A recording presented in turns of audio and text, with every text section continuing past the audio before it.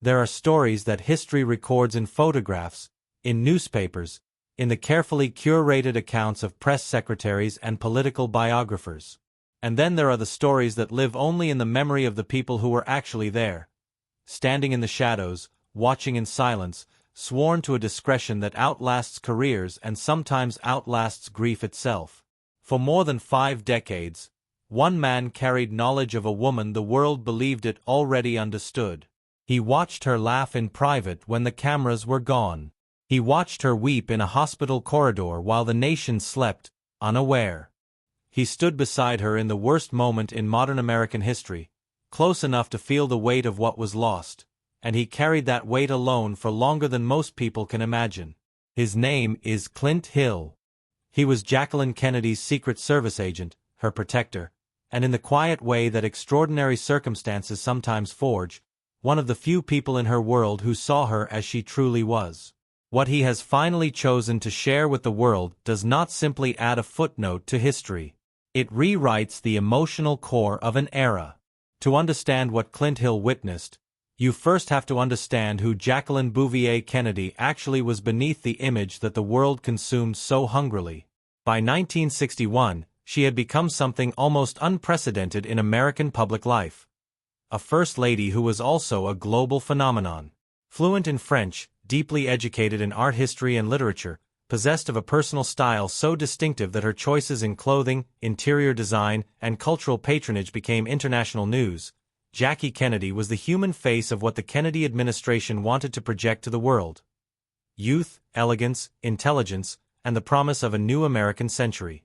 Photographers adored her. Foreign dignitaries were disarmed by her.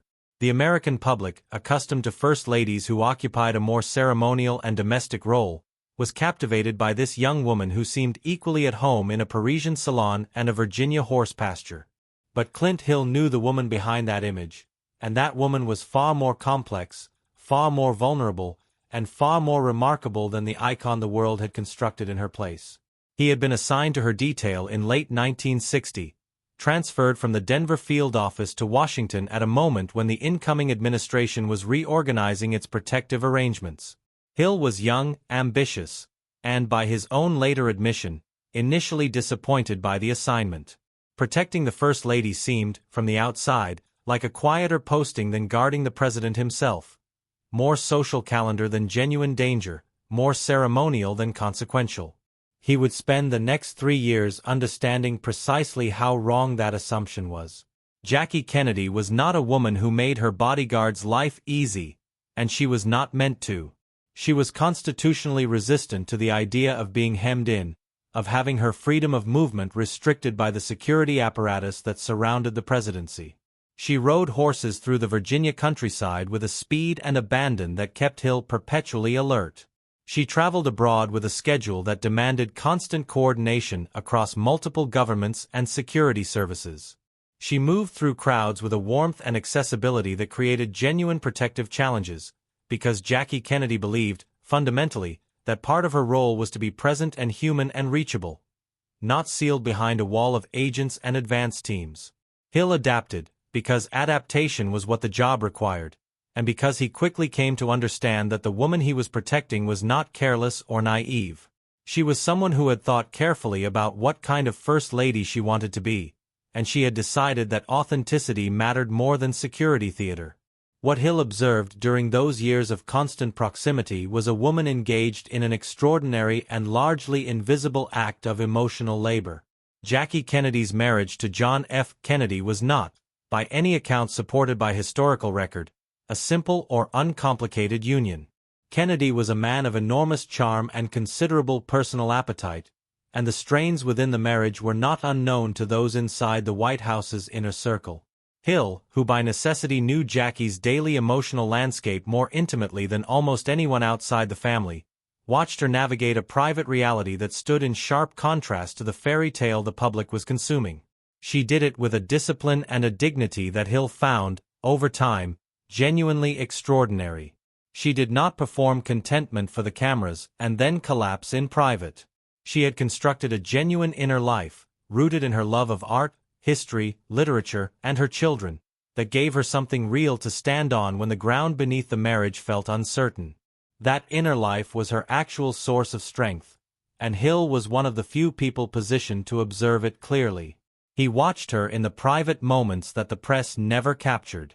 During trips to Glen Ora, the family's rented Virginia estate, or during quieter stretches at the Kennedy compound in Hyannisport, Jackie would read for hours, moving through books with the focused intensity of someone who genuinely needed literature the way other people need air.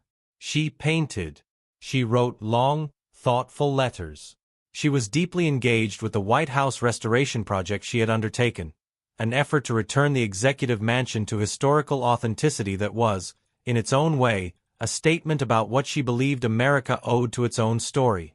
Hill observed that when Jackie Kennedy cared about something, she brought to it a level of concentrated intelligence and personal investment that was, frankly, intimidating.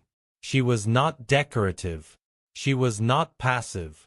She was one of the most intellectually serious people he had ever been assigned to protect, and the gap between that reality and the fashion icon coverage she received in the press was something that occasionally amused her and occasionally, Hill could see, quietly exhausted her.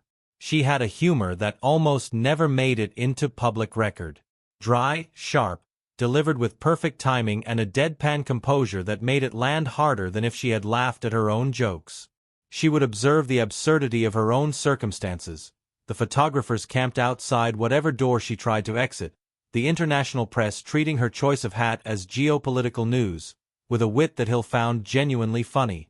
There were moments, during long travel days or tedious official functions, when she would murmur something quietly to Hill that captured the entire situation in a single perfectly constructed sentence, and he would have to work to keep his face professionally neutral. That private Jackie, the one who was funny and self-aware and occasionally openly exasperated, was a person the world never really got to meet. Hill came to believe that this was one of the genuine losses embedded in the mythology that grew up around her. The icon displaced the person, and the person was, by any measure, more interesting than the icon. The summer of 1963 brought to the surface a grief that had been building beneath the polished exterior of First Lady life since long before the White House years. Jackie Kennedy had experienced profound loss before, a stillbirth in 1956, a daughter named Arabella who had not survived, grief that she had carried largely in silence because there was no public script in that era for a prominent woman to speak openly about pregnancy loss. By 1963, she was pregnant again, and this time, with a particular hope that comes after surviving previous sorrow, she and the president had allowed themselves to anticipate. She had pulled back from her public schedule, seeking the kind of rest and quiet that the early 1960s understanding of high-risk pregnancy recommended. On August 7, 1963, 5.5 weeks before her due date, Jackie Kennedy went into premature labor. She was rushed to Otis Air Force Base Hospital on Cape Cod, and Clint Hill, who was technically off duty, came immediately. This is one of the details that tells you something important about what his relationship with her had become. Not because it was unprofessional or inappropriate, but because by that point, being absent from a crisis in her life would have felt like a dereliction of something deeper than duty. He was there because she would have known if he wasn't, and because she had come to trust his presence in the way that people trust the presence of those who have consistently shown up. The baby, a boy named Patrick Bouvier Kennedy, was born alive but desperately ill. His lungs were underdeveloped, a condition that medical science in 1963 had very limited capacity to address. The hyaline membrane disease that afflicted Patrick, now commonly called infant respiratory distress syndrome, would eventually be treatable with surfactant therapy and mechanical ventilation techniques that did not yet exist in the forms we now take for granted. In August of 1963, doctors could offer oxygen, a hyperbaric chamber, and their best efforts. It was not enough. Hill watched President Kennedy arrive at the hospital and sit with his wife and their struggling son. He observed something in the president during those hours that he would later describe as a kind of helplessness that public life usually shields powerful men from feeling. The raw, unmediated experience of not being able to fix something, of love being entirely insufficient against biological reality. For Jackie, the hours of waiting were a particular kind of torment, because she had survived this before and knew exactly what it meant when the doctors' faces arranged themselves in that careful, neutral way. Patrick was transferred to Boston Children's Hospital, where specialists made every possible effort. He lived for 39 hours. He died on August 9, 1963, and his parents, who had chosen his name carefully and had already begun to imagine his life, had to find a way to survive the unsurvivable. Clint Hill has spoken about those days with a directness that cuts through the careful language that usually surrounds accounts of the Kennedy family. He saw Jackie in her grief without the mediation of public performance, without the pink suits and the composed smiles and the careful management of image. She was a mother who had lost her child, and she grieved the way people grieve when they are not yet required to perform recovery. What struck Hill most deeply, and what he carried forward as a defining piece of his understanding of her character, was the quality of her grief. It was not chaotic. It was not shattered in the way that public tragedy sometimes looks on the outside. It was profoundly contained, directed inward, and it seemed to him to draw on some reservoir of endurance she had built from previous losses. She cried quietly. She held herself with a stillness that he recognized as genuine composure rather than suppression. And within days, she had begun to think about how she would move forward, because movement, purposeful, deliberate, forward-facing, was what she had always used to survive. The loss of Patrick deepened something between the Kennedys in those final months of 1963. Those who knew the family during that period have observed that the summer's grief seemed to draw John and Jacqueline Kennedy toward each other in a new way, as though the shared experience of Patrick's brief life and death had recalibrated something essential in their marriage. Whether that recalibration would have sustained itself, whether it represented a genuine turning point in a union that had weathered significant strain, these are questions that history cannot answer, because history was interrupted on November 22, 1963. Dallas is where Clint Hill's story becomes the story that the world knows, though it knows it only in fragments, only in the famous footage that captures his physical actions without capturing the interior reality of the seconds he lived through. The presidential motorcade through Dealey Plaza was supposed to be a moment of political bridge building, Kennedy in Texas, showing himself to a state where his support needed strengthening, waving to crowds who had turned out in genuine numbers along the route. Hill was positioned on the follow-up car, standard protocol for his assignment. The limousine carrying the president and first lady was ahead of him, and Jackie was visible in her pink Chanel suit, turned toward the crowd, her expression warm and open. The shots came without warning, the way shots always come. The first sound registered as something wrong before Hill's conscious mind had fully processed what it was, and by the time processing caught up with instinct, he was already moving. He sprinted toward the limousine, reached it, grabbed the handhold on the back, and pulled himself up onto the trunk as the car began to accelerate. The footage shows these seconds with a terrible clarity. The agent running, the car moving, the desperate physical effort of a man trying to close the distance between himself and an unfolding catastrophe. What the footage cannot show is what Hill was seeing as he climbed. The interior of the limousine, the president slumped forward, Jackie turned toward her husband, the irreversible physical reality of what the shots had done. He has said, in the years since he finally began to speak about it, that the image he carried most persistently from those seconds was not what the cameras captured. It was what he saw when he reached the car and looked into the back seat. He has described it in terms that are almost unbearable in their specificity, not because he sought to shock, but because he seemed to feel that imprecision would be a form of dishonesty about what actually happened, and dishonesty about what happened felt to him like a betrayal of the people who were there. He guided Jackie back into the seat. He positioned himself over the couple as the limousine raced toward Parkland Memorial Hospital. He scanned the overpass ahead for additional threats while behind him, the President of the United States lay dying in his wife's arms. In the years following the assassination, Clint Hill carried something that had no name in 1963 and that would not be formally named for decades: post-traumatic stress disorder. The clinical vocabulary did not yet exist. The understanding that human beings subjected to catastrophic experiences could sustain lasting psychological injuries that required treatment was not yet part of mainstream medical culture. What existed, for men of Hill's generation and profession, was the expectation of stoicism, the understanding that you absorbed what happened, you performed your duties, and you did not speak of the internal cost. Hill performed his duties. He remained with Jacqueline Kennedy through the remaining months of her time in the White House. He continued his Secret Service career, eventually reaching a senior position and going on to protect subsequent presidents. From the outside, he was the model of professional recovery. From the inside, he was living with something that did not recover on its own. The images returned to him with the involuntary, intrusive regularity that trauma survivors recognize. Not chosen recollections but ambushes, arriving without permission in the middle of ordinary days and ordinary nights. He replayed the sequence of the shooting repeatedly, examining it from every angle his memory could access, searching for the fraction of a second that he believed he might have found if he had only been faster, only been positioned differently, only been better.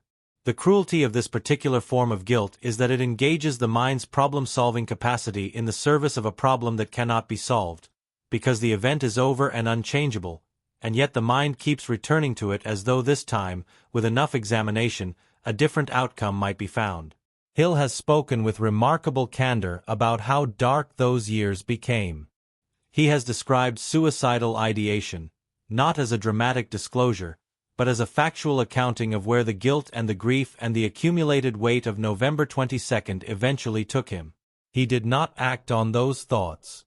He survived them, as people do, through some combination of circumstance and will and the particular human stubbornness that keeps people alive through things they are not sure they can survive.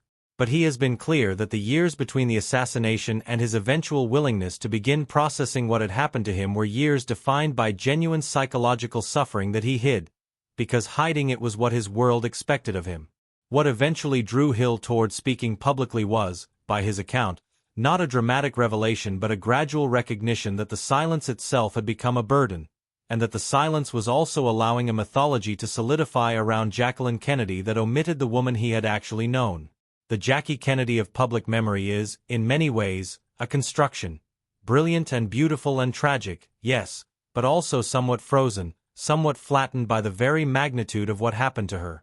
The statues that culture builds of its figures of grief tend to preserve the grief more than the person, and Hill came to feel that this was a disservice to someone who was, in his direct experience, so much more than a figure of grief. The memoirs he eventually wrote, Mrs. Kennedy and Me, published in 2012, and 5 Days in November, among others, are documents of careful, respectful disclosure. Hill is not a man who sought sensation. He is a man who reached a point in his life where the truth seemed more important than the silence, and who found in writing a form that allowed him to be precise about what he had witnessed without being exploitative of it. In these books, he described Jackie's humor, her intellectual passions, her extraordinary composure in the face of situations that would have undone people with less interior resources. He described her as a mother, present, engaged, fiercely protective of Caroline and John Jr.'s privacy and normalcy in circumstances that made normalcy almost impossible. He described moments of levity and moments of sorrow and the long, complex texture of 3 years spent in exceptionally close proximity to a human being under extraordinary pressure. One of the most significant things Hill's account does is to restore to Jacqueline Kennedy her agency. The mythologized version of Jackie is, in some ways, a passive figure, beautiful, tragic, acted upon by history. The Jackie that Hill observed was a woman who acted, who made deliberate choices, who shaped her own narrative with conscious intentionality. Her decision not to change out of the blood-stained pink suit in the hours after the assassination, standing beside Lyndon Johnson as he took the oath of office, visible in her grief and her witness, was not the behavior of a woman in pure shock, though she was certainly in shock. It was a deliberate statement. She wanted the world to see. She wanted the evidence of what had happened to be visible, because she understood already, in those first terrible hours, that historical memory is shaped in the moment, and she was going to shape it with her body and her presence and her refusal to be cleaned up and made presentable and narratively convenient. Hill understood that about her, in the way that people understand things about each other when they have shared extreme circumstances and paid close attention. She was always thinking, even when the circumstances were beyond thinking about. She was always, at some level, aware of the larger frame, of what this moment was going to mean, of how it was going to be remembered, of what responsibility she bore as a witness and a participant in history. That awareness was not cold. It coexisted with genuine feeling, genuine grief, genuine love. But it was real, and it was one of the things that made her, in Hill's assessment, genuinely extraordinary. In the final accounting of what Clint Hill's 50 years of guarded silence eventually yielded, what stands out is not a single devastating secret, not a scandal or a revelation of the tabloid kind. What stands out is something more durable and more important. A fully human portrait of a woman the world had decided it understood. The secret that Hill carried was not a piece of hidden information. It was a complete and complicated person, living inside an icon, navigating loss and duty and love and performance with a grace that was real rather than manufactured, earned rather than assumed. He watched her bury a son in August and a husband in November, in the same year, and he watched her do both with a composure that he knew, from the inside, was costing her something that composure always costs. He watched her protect her children through the chaos that followed the assassination, the immediate chaos of those Dallas hours and the longer, slower chaos of becoming a widow in public, of having your grief become national property, of having to perform mourning at a scale and a visibility that left no room for the private experience of loss. He watched her, and he understood something that the public did not, that the composure was not distance. It was love, expressed in the only form that the circumstances permitted. What Clint Hill ultimately broke his silence to tell us is that Jacqueline Kennedy was not a symbol. She was a person. She was funny and brilliant and sad and strong and occasionally afraid and deeply, genuinely human in all the ways that matter. She was a woman who faced more concentrated grief in a single year than most people face in a lifetime, and she faced it with a dignity that was not performance but character. She was also a woman who was seen, truly seen, by at least one person who stood close enough to see past the icon to the individual, and who waited until the right moment to tell us what he found there. That is the secret Clint Hill kept. And now that he has shared it, history does indeed look different. Not darker, as the sensational framing of such stories often promises, but more truthful, more human, more worthy of the woman it is trying to remember.